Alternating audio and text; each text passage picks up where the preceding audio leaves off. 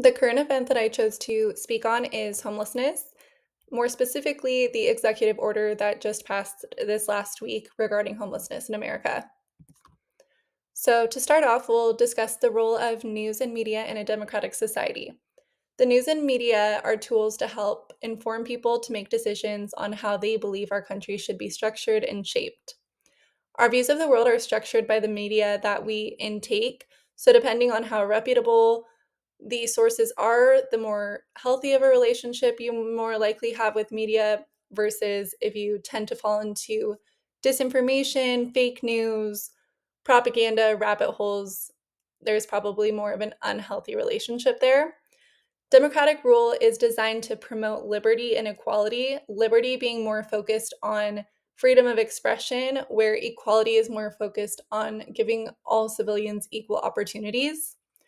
Media that is structured around understanding liberty and equality um, when involved in current events politically, the better of a tool it is for civilians.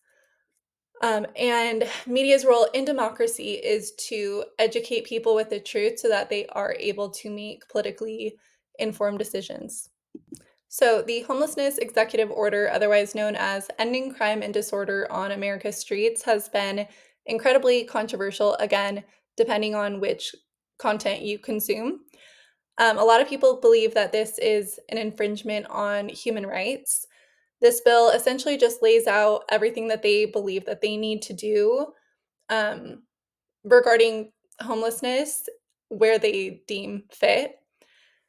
This is both current and relevant due to it just passing this last week and homelessness being at an all-time high in America. So the first source that I used was the whitehouse.gov. I did this because all of the sources that I was reading were directly taking from this article that's posted on the whitehouse.gov. So the purpose of this bill is due to endemic vagrancy, disorderly behavior, sudden confrontations, and violent attacks that have made our cities unsafe. Also, the overwhelming majority of these individuals are addicted to drugs, have a mental health condition, or both. So, to take action, they are directing the Attorney General to pursue reversal of judicial barriers, including consent decrees, to allow involuntary hospitalization and outpatient treatment for unhoused people who show signs of posing risk or cannot care for themselves. The framing behind this bill makes it seem as though there are little faults that could happen, or there's mainly only positive effects that are going to take place from all of these things happening. A lot of the wording and verbiage that is used is not extremely clear, but a lot of people have implicit biases about homeless people and do believe that the government should intervene and help, even if that help is unwanted and unwarranted. The next source that I used was from CBS News, and it was mainly because I felt like it showed a bit of a false balance because the majority of the article was just directly taken from the executive order from the White House's website. And then at the very bottom were two statements that were opposing it, but I do feel like the executive order outweighed the pushback. But they did say the National Homelessness Law Center said the order does nothing to lower the cost of housing or help people make ends meet, and that forced treatment is unethical, ineffective, and illegal. So they did have some pushback, but I do feel that there was a bit of a false equivalence there.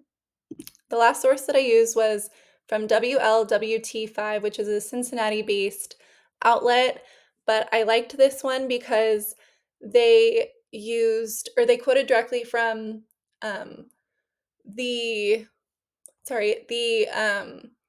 from addiction experts, homeless advocates, the executive director of the Greater Cincinnati Homeless Coalition, and the chief of the Newtown Police Department, all which have directly seen the impact of homelessness.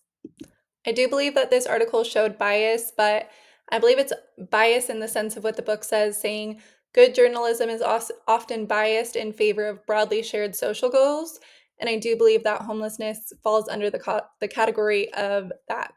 This article also used objectivity to examine the quality of claims and evidence that was given to know whether or not this order should be supported, concluding at the end or throughout the article that it should not be.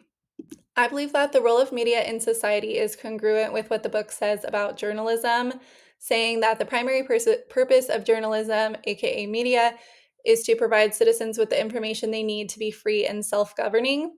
Media should pursue honesty over profits and have the intention to help guide their audience into an epistemological approach to truth, and that understanding news literacy is more important than ever before.